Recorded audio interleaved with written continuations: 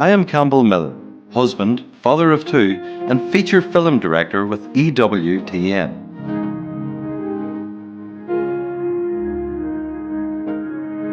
Faith and Life tells the stories of Catholics living their life through their faith. These inspiring people tell us where they have come from and where God has taken them.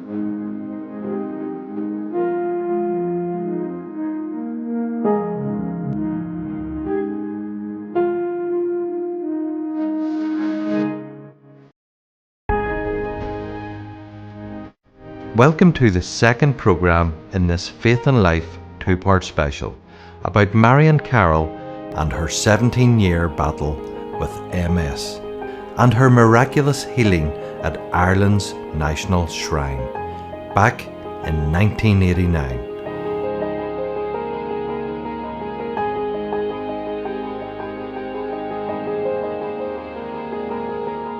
In our first programme, Marion described the events of that life-changing day.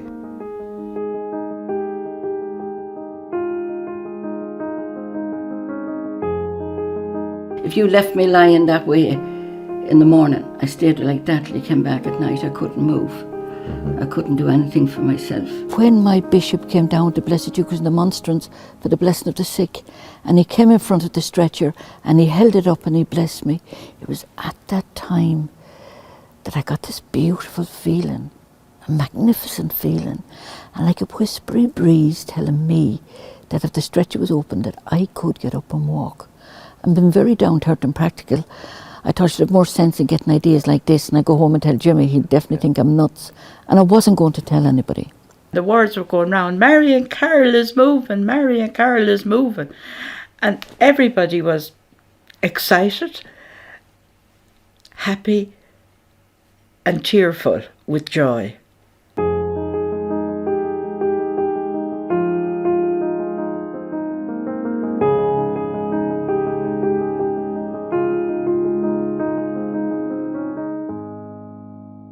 What year were you diagnosed with MS?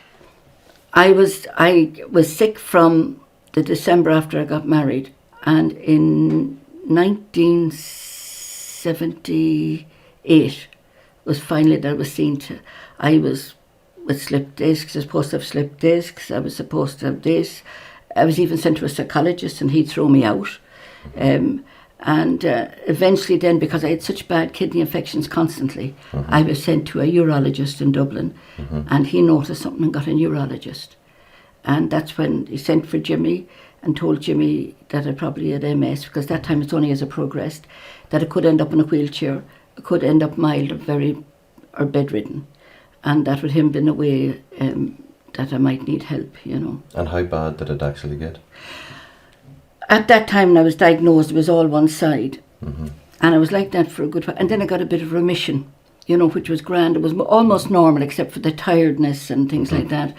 And I just lived my life. You know, you learn to adjust to something that is nothing in your life in a sense. But then in 85, I started going downhill slowly. I wasn't worried about nothing could do for me. Then I lost the power in my legs. Then I lost power in my right arm and hand. I had a catheter in. I remember thinking, well, I can still see, but I lost the sight in this eye, and I'd only limited, you know, I couldn't really. This eye was a lot better, but not a lot. And it ended up that I had to be washed, fed, changed, and moved. When I first met Marion as a patient, I can remember the ward. I can remember the number of the ward. It was number 14, and there were 2 beds in it. Marion was in under the window and Marion would be propped up in the bed, and that was her, from what I can remember, the extent or the range of her movements. And Jimmy, her husband, would come in at lunchtime, which he never missed, and he would guide the little plastic beakers that we used going back then for feeding. And I think it might have been the first time I saw a bendy straw, and that was Marion's way of, and it would be fixed here Marion's head back like that, and she might move this way or that way. She was totally paralysed, needed 24-hour nursing care, which involved all activities of daily living. You know, I could do nothing for myself. And how did that affect the family?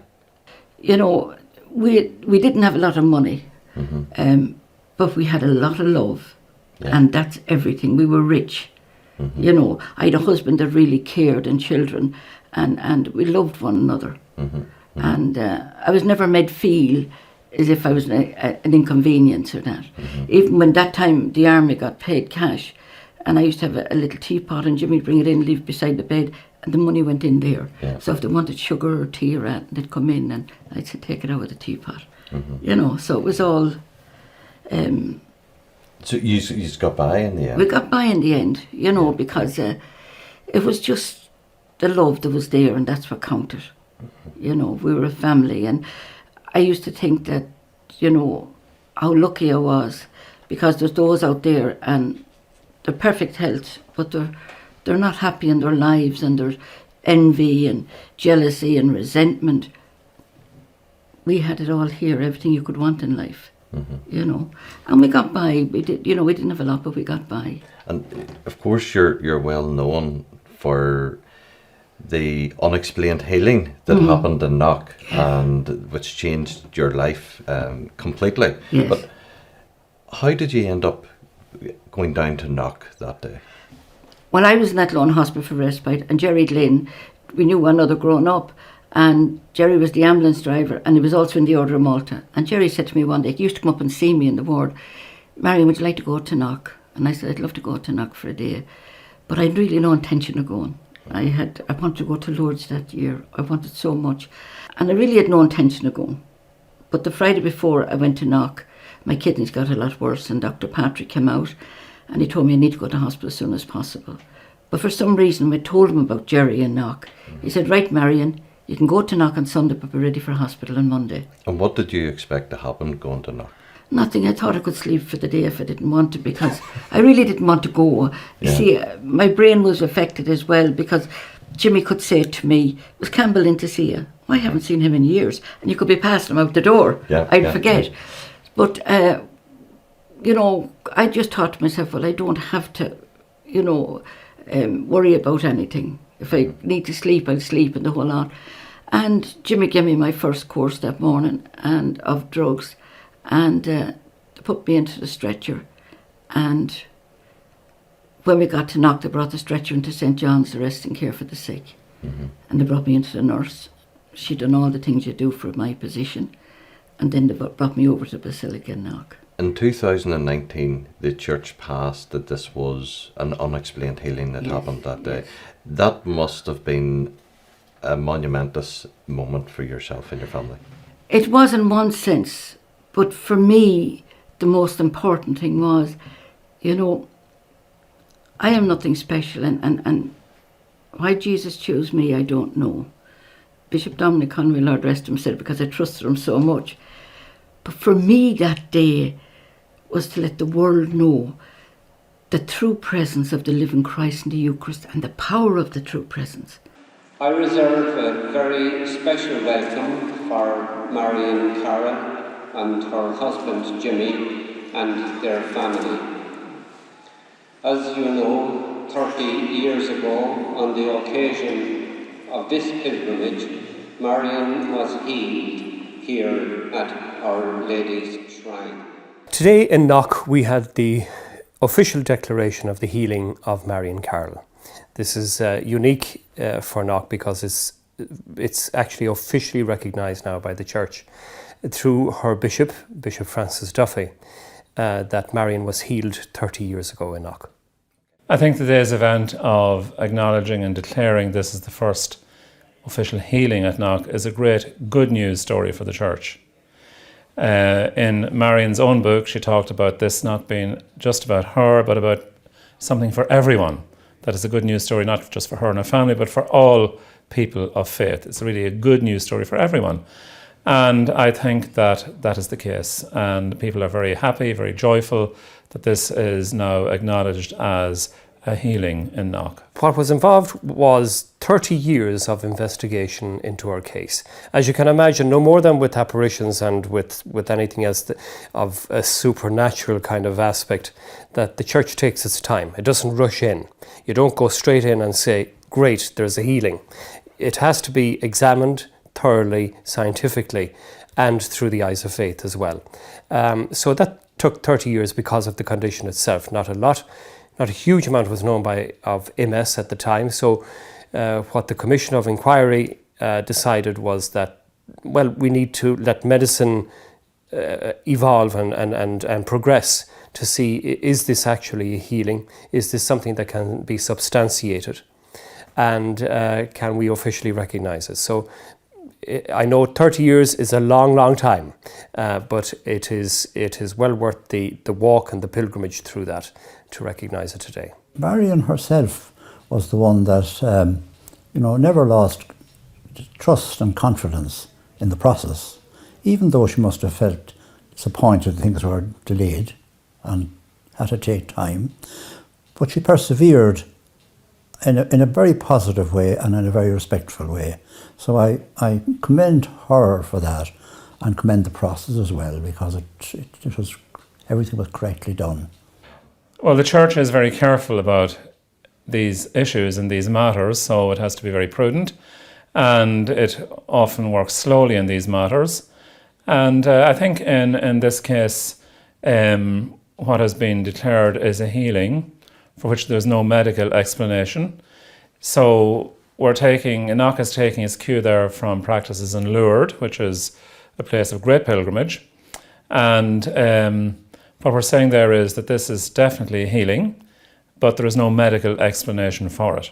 That's really the result of various investigations, and there were investigations into it, naturally enough, but that is the end result. Certainly a healing, without doubt a healing, and people who knew Marion in the past, 30 years ago, will certainly attest to the fact that she was definitely healed. There was a dramatic, immediate change in her. Before Knock, she was in a stretcher, she had to be helped and so on. And then immediately after the blessing in Knock, she was feeling better, a lot better. She was able to walk where she hadn't been able to walk. So you can't get more dramatic than that. So those who knew her, those who were there at the time and still around, they testify to that. So there is no doubt about that, whatever. So 30 years later, so that must have been a long wait for the church to finally... It was, and I actually never knew what was going on all them years. It was just, it was getting to the stage where really the media were asking me what was going on. When I was going to schools, the question was asked. When I was in churches, the question was asked. And I just thought to myself, I can't keep saying the same thing. So I just one day asked whether it was, what was happening. And they called a meeting and it was passed. And actually, it was passed well before that, but I didn't know it. Right. And it was decided then, that was in January of 2019, and we didn't want us to tell anybody, and that the day of our pilgrimage that it would be announced. It was very hard because I couldn't even tell my family, and because in case they let us sleep, and it was doubly hard because Jimmy's nephew was getting married in Spain, and we couldn't even tell them why we weren't going, and then, but would you believe if I told you that the majority of the people in the Basilica that day when it was packed were actually people got some sort of a blessing from my ministry. I was just went word around I was celebrating 30 years, and they came from all over. So they did, and so it was a lovely moment for you and your family. It was a lovely moment for me because now people knew, and I didn't have to try and explain, about it. What the proceedings. You were talking about the proceedings to go through and that, and I just wanted, whether it was passed or not, to know. I don't think medically it can be explained. I genuinely don't. From what I witnessed while she was a patient and I was her nurse, I would not have a clue how any medical person could explain that. Have you ever thought about why me? Why was I healed that day? Why me? I don't know why me. I'm nothing special. I'm a very ordinary person. But I didn't understand it. I was surprised it was me because I was always last, you know. I could never be first no matter what, and I was always the one that was left out. And the fact that of all the people who were there that day, that he reached out and made me whole again. I didn't want to talk to any papers around. I wasn't interested in any of that. But I was invited to talk in churches. I remember the first interview I gave was for a priest for Christmas, but he said he wouldn't give my name. And So you found a ministry out of all of this? I didn't at that time. I was invited to churches. The first church I was invited to, Jimmy was on duty and he couldn't come, so a friend of mine, Father Tom, brought me. And I was in this church sitting in this special seat, and I was going up to tell my story. And I remember thinking to myself, this is not me, I shouldn't be doing this. And I said, Lord, will you please give me a sign? And our bishop gave us, for the first anniversary, he gave us 2 readings for the readings at Knock. And Jimmy learned his off by heart. We all learned Jimmy's because he was saying it. And the first reader got up that night and made a mistake, opened the wrong page, and she wrote, "The people that walked in darkness have seen a great light." And I thought, well, that's really Christmas, so this is, it could be a sign. And I thought to myself, no, it's your imagination. But if the second reader didn't get up and make the same mistake and wrote, so I thought, Lord, this is where you want me. And I went to spoke in churches, so I did, and I went to a couple of schools. And then you also then became a handmaid the year handmaid in afterwards. Knock. Yes. Well, I was kind of told I was going to be a handmaid. Really? Mrs. Here's a photograph my of mother and yourself myself, with the handmaid Yes. uniform. Yes. And this is your mother? My mother, Yeah. yes. And it was lovely being a handmaid because, at that time I would give out the tea and things like that, and it was lovely. And you felt called then to do that? yes, I loved doing it because people would come in and I knew what they were going through. See, I realised, Campbell, that the Lord brought me to brink of death, that I can go to a person that's very, very sick, and everybody else will see the physical part, but I know what they're feeling inside. The emptiness, the loneliness, no matter how much love you have, there's a deep loneliness. And I loved working with them because I through all I went through, I had the patience to listen to them. Well, Marion has been a member of Cor Dúradha, as we are now known, previously known as the Knock Shrine Handmaids and Stewards. She has been a member of that since 1990. And she works the first Sunday of every month here during the pilgrimage season. And Marion just is the same as any other member of Cor Dúradha here. She comes here, attends Mass at 11 a.m. as we all do, then we go about her day's work. Marion's work would basically be involved in the resting care, St. John's resting care, dealing with people there who wish to have tea served to them, collecting up the dishes afterwards, bringing them up to be washed and put away and everything like that. But the most important part of Marion's ministry during the day would be meeting people who have come here on pilgrimage, who have heard that she's in the building. She would sit with them, talk to them, listen to their problems, pray with them.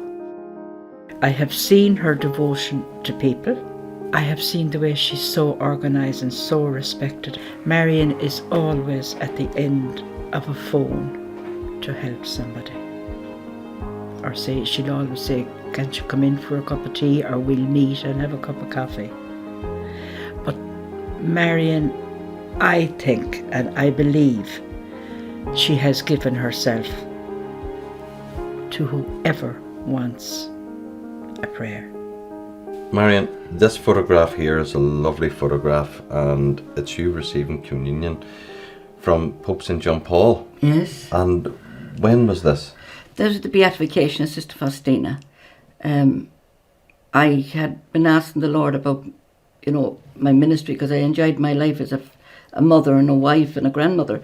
So I was given a present of a ticket to go, and I asked the Lord to arrange that I received Holy Communion from the Holy Father to let me know I was living my life right and my ministries were right. And when I got to my hotel, I was given a brown envelope. I thought it was actually something for the hotel, and it was a special pass up to the very front of beatification, and a special pass to receive Holy Communion from the Holy Father personally. Now, the funny thing was about that, you know, St. Pope John Paul receiving Holy Communion, but when I went up, I remember walking up them steps and I was thinking, here I am receiving the divine Jesus from the one person He's chosen to lead us.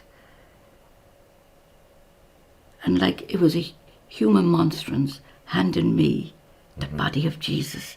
And that's all I could think of. And that helped you then confirm the direction of your ministry? It did, because I loved my marriage and my family and, you know, our socialising together as well as doing my ministry. So that was important, you know. It makes you very emotional thinking of that moment. It does, because I can never put it into words. I can't put it into words what I felt at that moment, you know. That ministry then that you were called to, was that praying for people, praying for the sick, looking after the sick? Praying for people would come to me for prayers and start coming back. The favourite part of my ministry is going to the sick, those that can't come to me. And I speak in churches and schools and spoken in universities, and I've spoken all over the world. And this photograph here, you're clearly praying for yes, the sister here. Yes, that's actually in Knock at the Rosary Rally.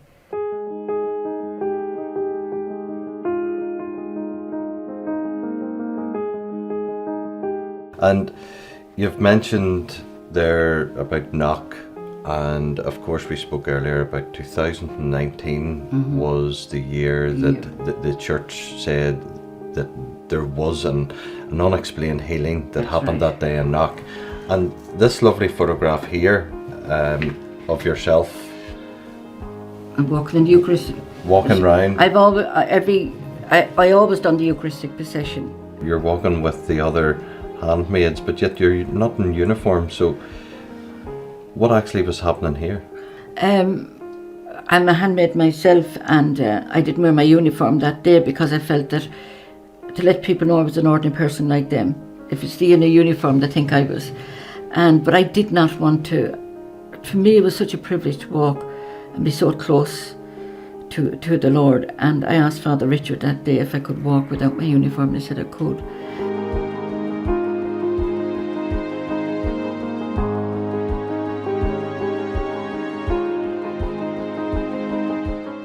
What would you say to people today that don't believe that God is working in this world today, given what has happened to you?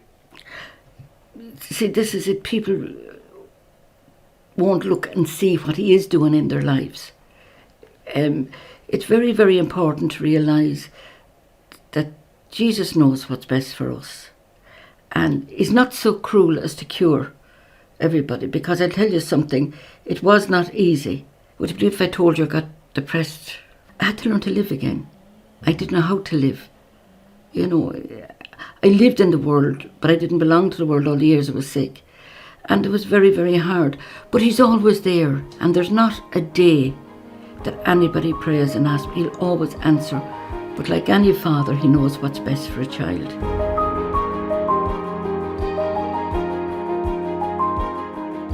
Every single part of my life, whether it was joy or hurts or pain or rejection or illness, every part of that was for what I'm doing now. Because if I didn't go through that, how could I understand others, their pain, their suffering, feeling unwanted, feeling that they're alone in the world, or feeling that you know, the depression, no one understands. You have to go, you know. So life, my whole life was a lesson.